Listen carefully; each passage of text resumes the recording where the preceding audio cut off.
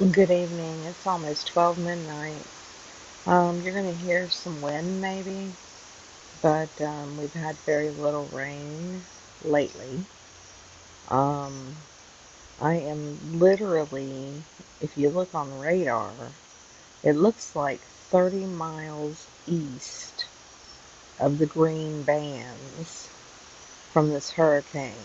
So I'm on the edge, literally. So if it takes a right, shifts east, then I could have more of a problem. It does look, if it stays on course as is, that I might catch some of the bottom bands that wrap up and around as it takes a right once it reaches a little further north. I'll take those bands maybe from the southern end. I don't know. But overall, as of right now, we are right on the edge. So, doing well. Um, Pray it stays that way. Michael took a hard right. Katrina took a hard right.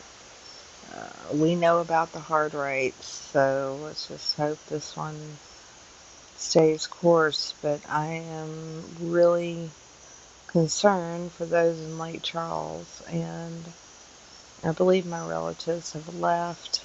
Um, so we will see.